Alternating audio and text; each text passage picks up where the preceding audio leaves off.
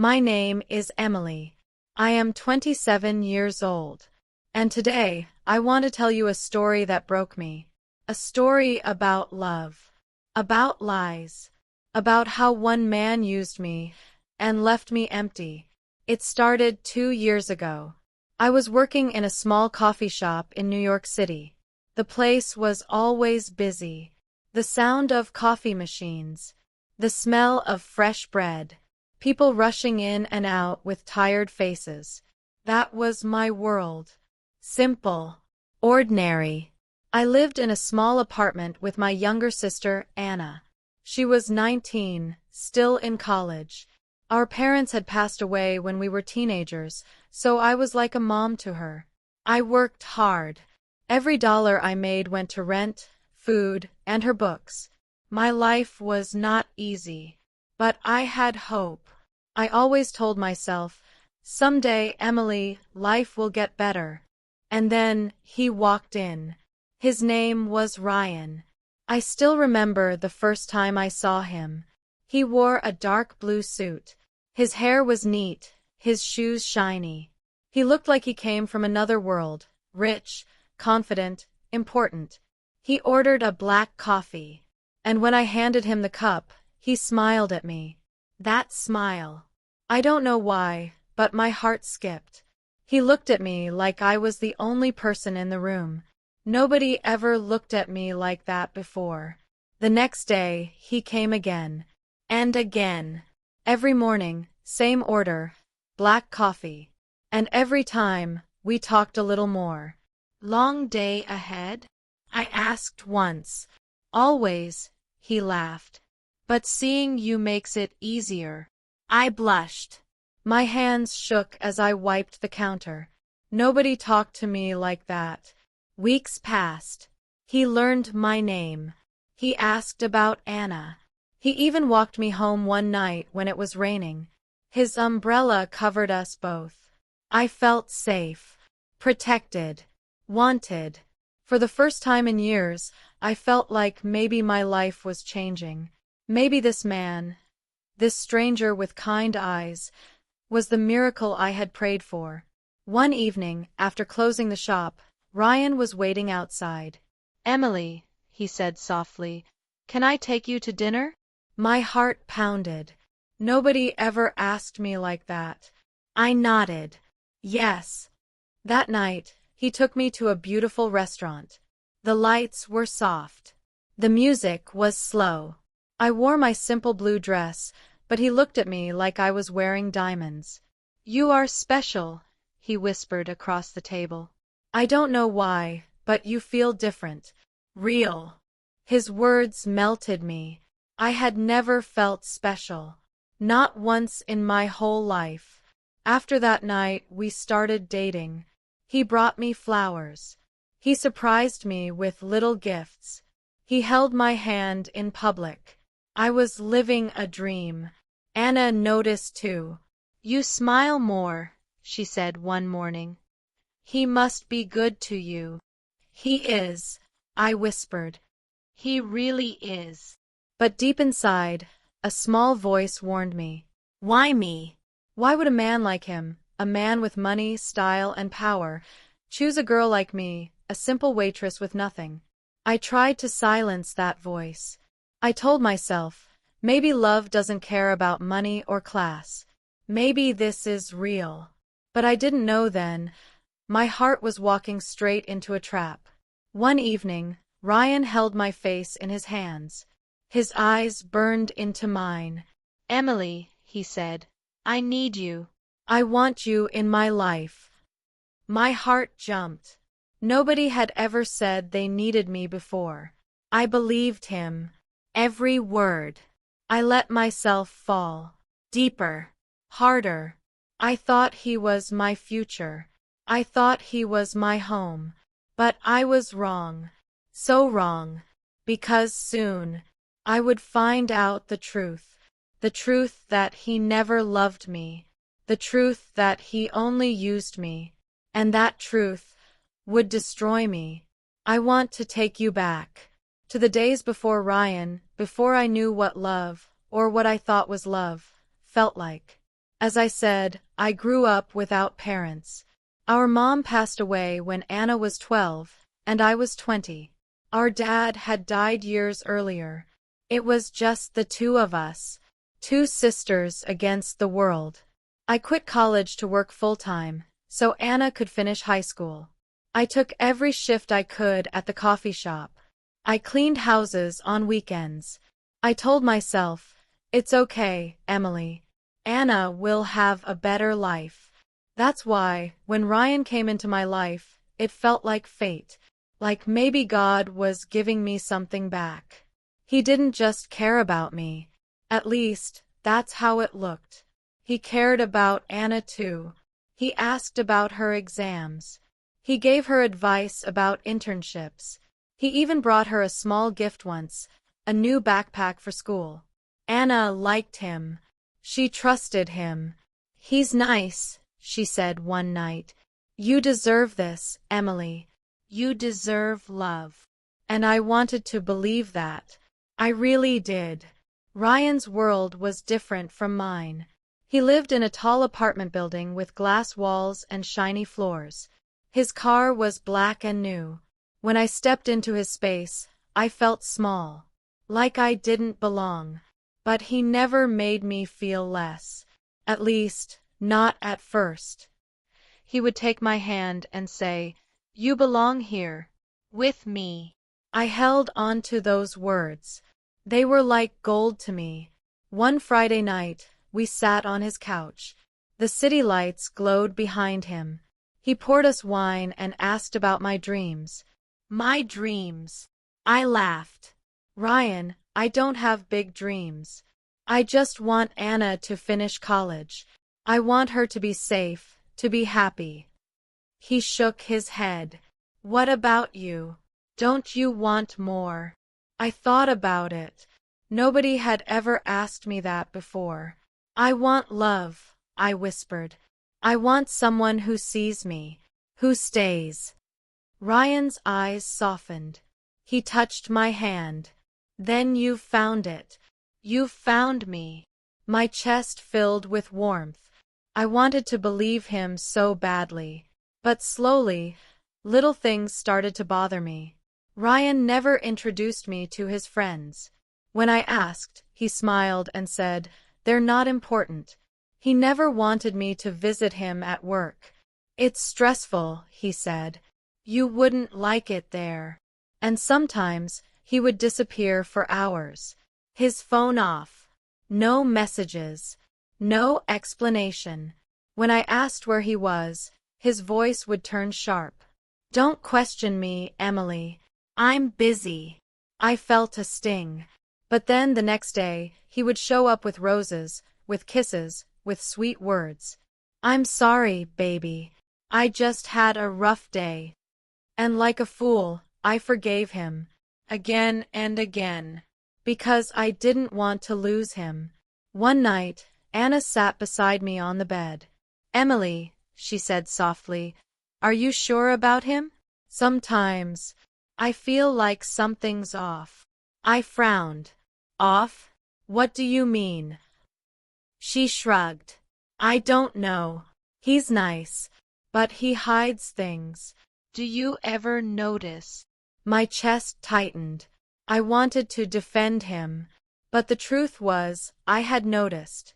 I just didn't want to admit it.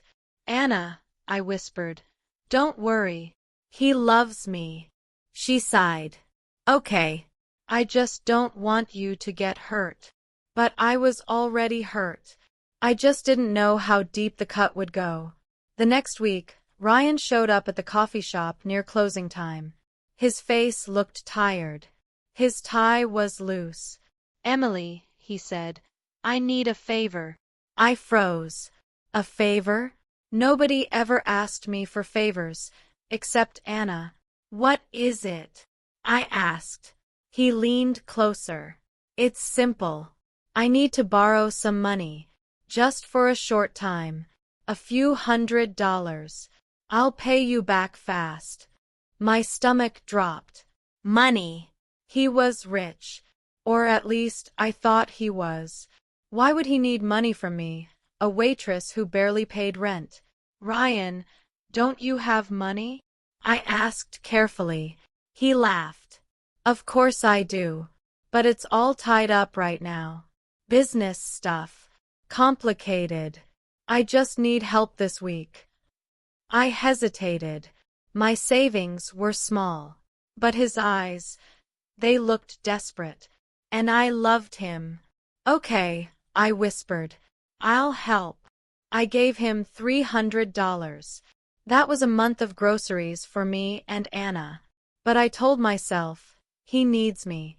And love means helping each other. Ryan kissed my forehead. "You're amazing, Emily. I'll never forget this." But he did forget. Days passed. Weeks. He never paid me back. And every time I asked, he smiled and changed the subject. Still, I stayed. Because my heart wanted him more than it wanted the truth. And then came the night that changed everything. It was late. Past midnight. I couldn't sleep. Ryan had promised to call, but my phone was silent. Something inside me told me to go. To see. To find answers. So I grabbed my coat. I left Anna asleep in bed. I walked through the cold night air, the city lights sharp against the sky. My feet carried me to Ryan's building. When I reached the glass doors, I froze. My reflection stared back at me. A tired waitress. A foolish girl. And then I saw him. Through the lobby glass. Ryan. Laughing. Smiling. With another woman by his side. My heart stopped. Who was she? Why was he holding her hand? The ground beneath me felt like it was breaking. And in that moment, I knew something was terribly, terribly wrong. I stood outside the glass doors, frozen. My breath made small clouds in the cold night air. Inside, Ryan laughed, his arm around the woman's waist. She was tall, elegant, dressed in a red dress that shimmered under the lights. He leaned close to her, whispered something. She touched his cheek. He kissed her hand. And in that moment, my heart shattered. I wanted to scream. I wanted to run inside and ask, "Who is she? What about me?" But my feet wouldn't move. I just stood there watching, while my soul broke into pieces. Finally, I turned and walked away. My chest hurt. My hands shook. My mind screamed, "He lied to you. He used you." When I got home, Anna was awake. She sat up as soon as she saw me. "Emily, where were you? You look pale." Tears spilled down my face. My voice cracked. "Anna, he was with another woman." Her eyes widened. "What? Are you sure?" "I saw them," I whispered. "I saw him with her, laughing, holding her, like I never mattered." Anna wrapped her arms around me. I sobbed into her shoulder. I felt small, weak, broken. The next day, Ryan came to see me. He smiled like nothing happened, like my heart wasn't lying in pieces. "Emily," he said, kissing my cheek, "I missed you." I pulled back. My voice shook. "Who was she?" His smile faded. "Who?" "Don't lie to me, Ryan. I saw you last night with her." For a moment, his face was blank. Then he laughed. "Oh, Emily, you're imagining things. She's just a friend. A colleague." "A colleague." My voice rose. "You kissed her hand. You held her like. Stop," he snapped. His eyes turned cold. "Don't make a scene. You don't understand my world. People are close. It's business." I shook my head. "No, it's not business. It's betrayal." He sighed, rubbed his forehead. Then his tone softened. "Emily, baby, don't ruin this over nothing. I care about you. You mean something to me. Something. Not everything. Not even love. Just something. But still, a part of me wanted to believe him. I wanted to believe that I was special. That I wasn't just a toy. And so, I stayed. But things got worse. He started asking for more money. Just a little more, Emily.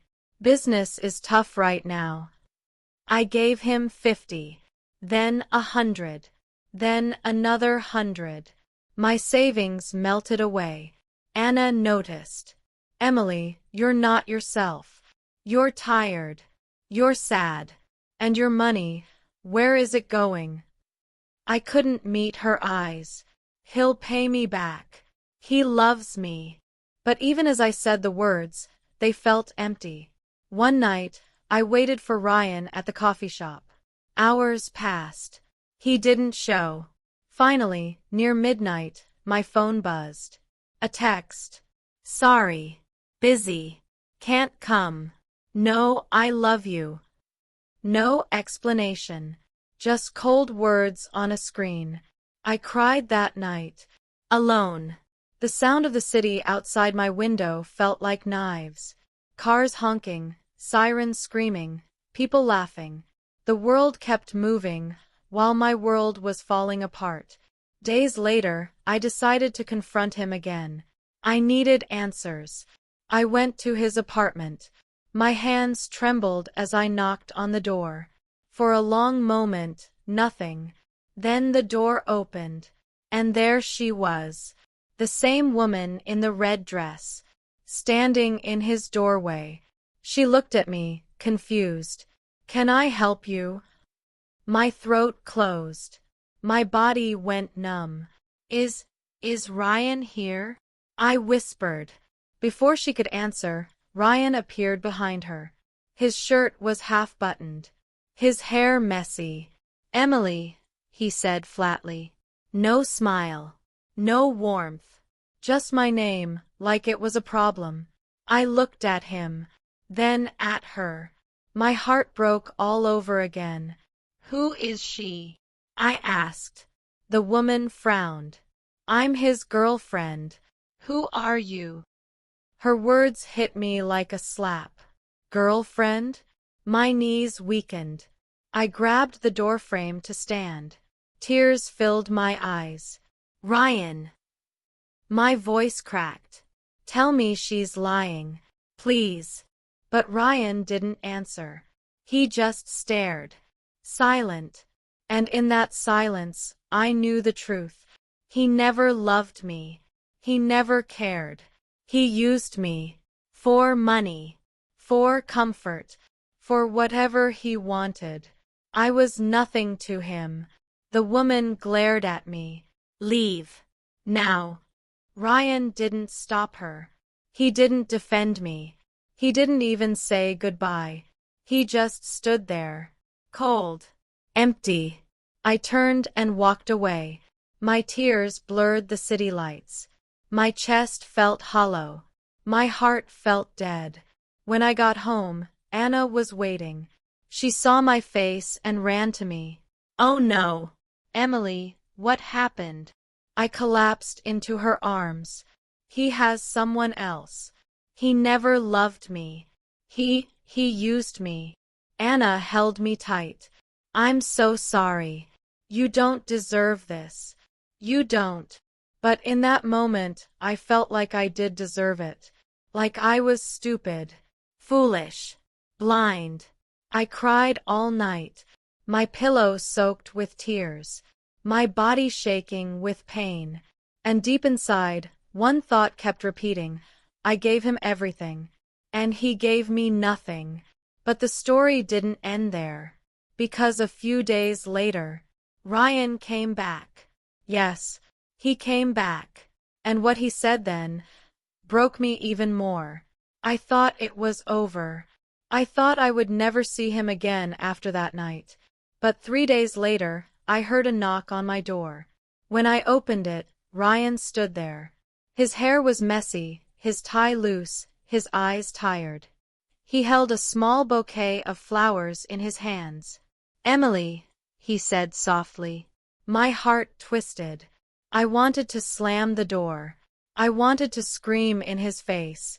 But I stood there, frozen, staring at the man who had destroyed me.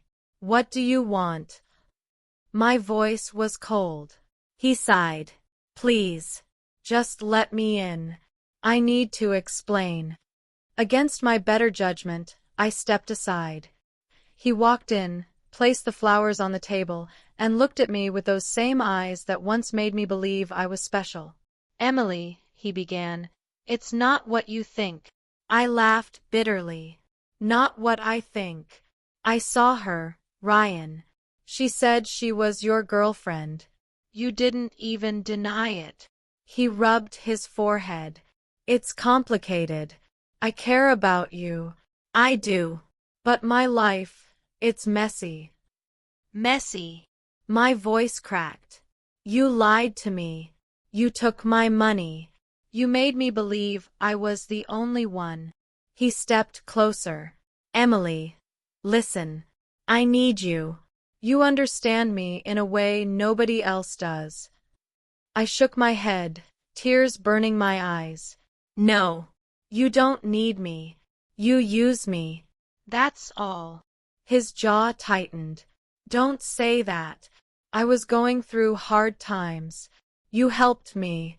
That's what love is, right? Helping each other. Love." My voice rose. "Do you even know what love is? Love is honesty. Love is respect. You gave me nothing." "Nothing." Silence filled the room. I could hear my own heartbeat, loud and painful.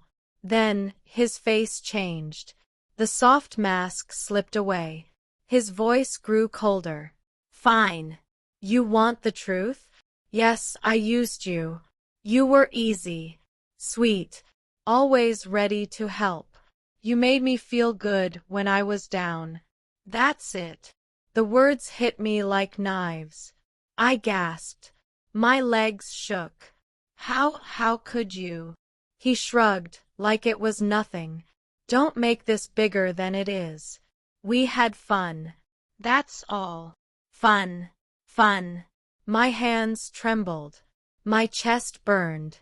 "I gave you everything," I whispered. "My trust. My money. My heart." He smirked. "And I took it. That's life, Emily. People take. People give. Don't be so naive." I couldn't breathe. My vision blurred. This was the man I had loved. The man I had dreamed about. And now he stood in front of me, cruel and heartless, admitting it all. Anna came into the room then. She froze when she saw him. "What is he doing here?" Ryan looked at her, annoyed. "Stay out of this." But Anna stepped between us. Her eyes fierce. "No. She gave up her life for me. She worked, she sacrificed, she believed in you. And you," her voice shook with anger, "you broke her." Ryan rolled his eyes. "Please. She'll get over it." Something inside me snapped. I grabbed the flowers from the table and threw them at him. "Get out!" I screamed. "Get out of my life!" The flowers hit his chest and fell to the floor. He stared at me for a moment, his face unreadable. Then he turned, opened the door, and walked out. The sound of the door closing was like thunder in my ears. And just like that, he was gone. I collapsed on the floor, shaking, gasping for air. Anna knelt beside me, holding me, whispering, "It's okay, Emily. It's okay. He's gone."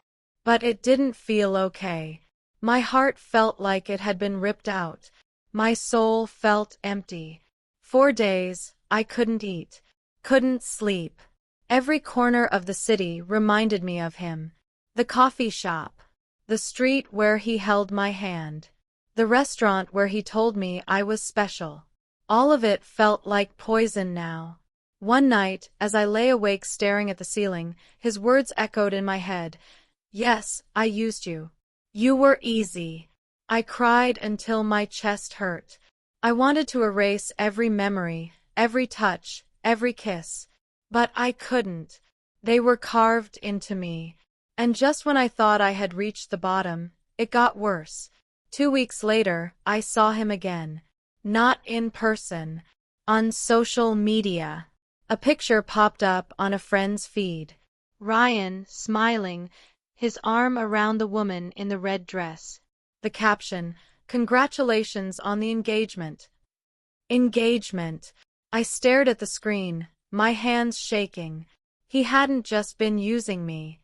He had been planning a future, with her. My stomach twisted. My eyes burned. I felt sick. Anna took the phone from me, saw the picture, and hugged me tight. He's not worth it, Emily.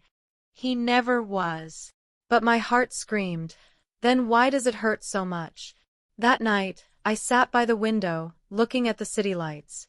My reflection stared back at me, pale, broken, tired. And for the first time, I whispered to myself, "You are nothing to him. Just a shadow. Just a game." Tears slid down my face. But deep inside, another voice whispered too. A softer one. A stronger one. Maybe you are more than this pain. Maybe this is not the end. Maybe one day, you will rise. But that day felt far away. Because right then, in that moment, all I knew was one thing. He used me. And I didn't know if I would ever recover. The days after seeing Ryan's engagement photo felt like a blur. I woke up, but I didn't feel alive. I went to work, but the coffee shop felt empty. Even the smell of fresh bread made me sick, because it reminded me of him, of the mornings he walked in smiling, making me feel like I was worth something. Now, I felt worthless. At night, I lay awake, staring at the ceiling. My chest felt heavy. My body weak. My mind replayed every moment. His smile. His lies. His words. Yes, I used you. Sometimes I screamed into my pillow so Anna wouldn't hear. Sometimes I pressed my hands over my chest, wishing I could pull out the pain. Anna tried everything to help me. She made me tea, sat with me, told me jokes. But she was hurting too, hurting because she had to watch me fall apart. "Emily," she whispered one night, her hand holding mine, "please don't let him take more from you. He took your trust. He took your money. Don't let him take your spirit too." Her words sank into me, but I wasn't ready yet. I was still drowning. Weeks passed. Slowly, the sharp pain turned into a dull ache. I could breathe again, even if it hurt. I went back to my routines, coffee shop mornings, long bus rides, evenings with Anna. But everything felt different. The city lights were colder. The laughter of strangers was sharper. The world didn't feel safe anymore.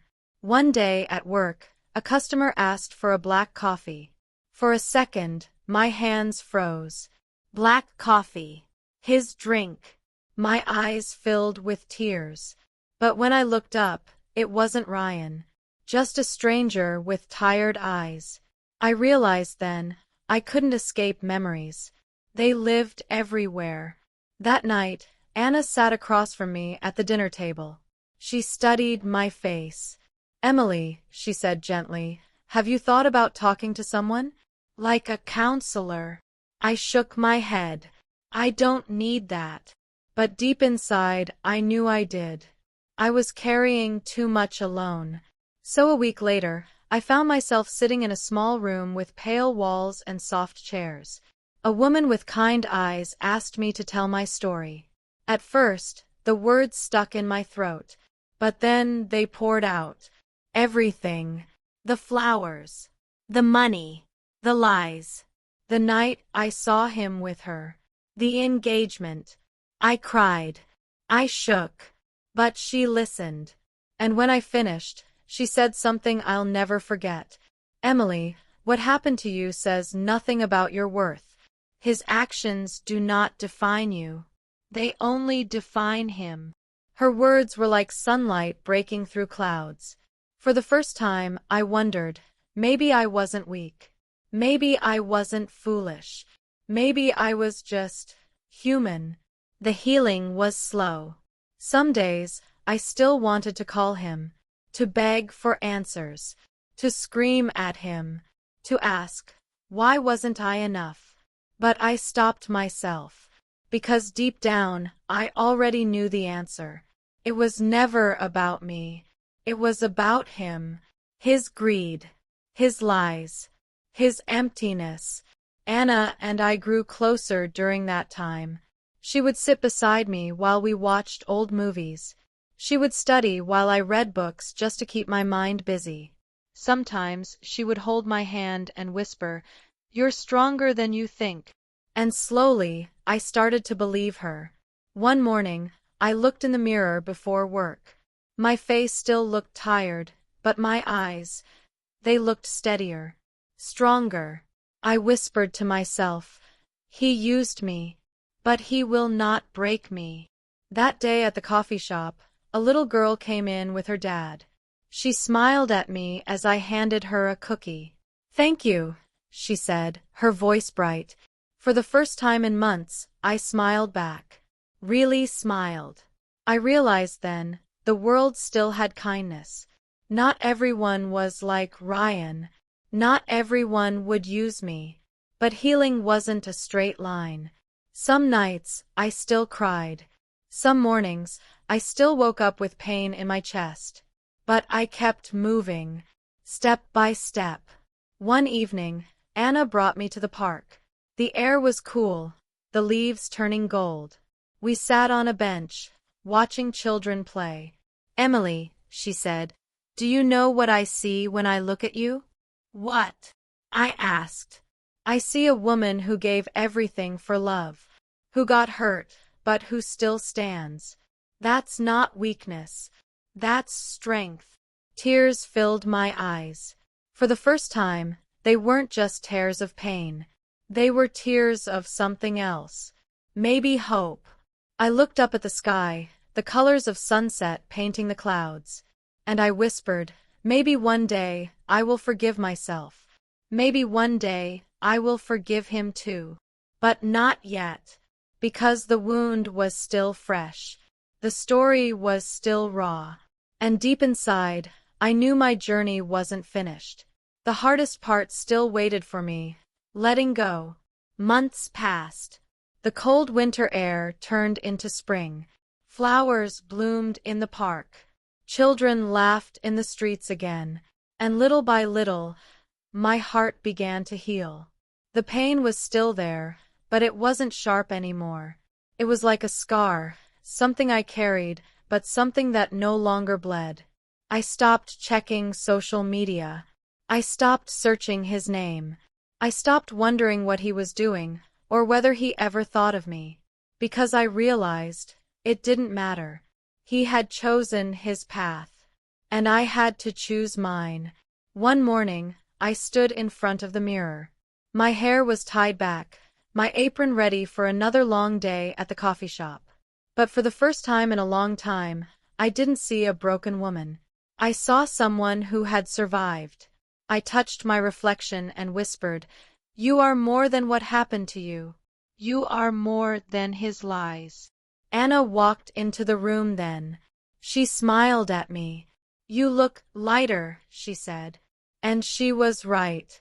My chest didn't feel as heavy anymore. Life didn't magically become perfect.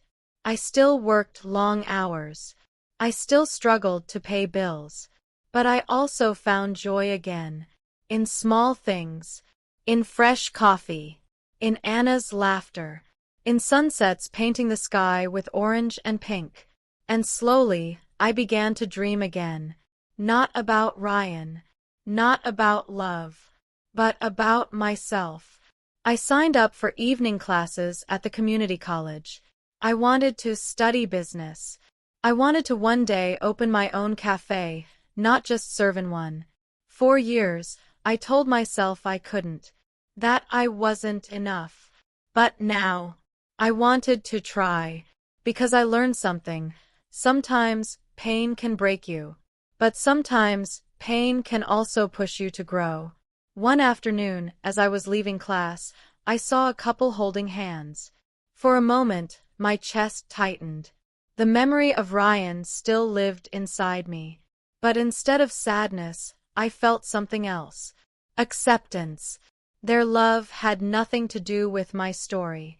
Not all love was fake. Not all love was lies. I had met one man who used me, but that didn't mean the whole world was like him. I just needed time. Time to believe again. Weeks later, something unexpected happened. I was working at the coffee shop when an old woman came in. She struggled with her bag, so I rushed to help her. "Thank you, dear," she said kindly. I smiled. "Of course." She looked at me for a long moment. "You have kind eyes," she said. "Don't let the world make them hard." Her words stayed with me all day. Don't let the world make them hard. And I promised myself I wouldn't. Yes, Ryan had hurt me. Yes, he had used me. But I would not let him take away my kindness, my hope, my faith in people. One evening, Anna and I sat together on our small balcony, watching the city lights flicker. She leaned her head on my shoulder. "You're stronger now," she whispered. I nodded. I had to be. "Do you ever regret it?" she asked softly. "Meeting him." I thought about it. The pain. The lies, the tears, and then the growth, the lessons. "I don't know if regret is the right word," I said.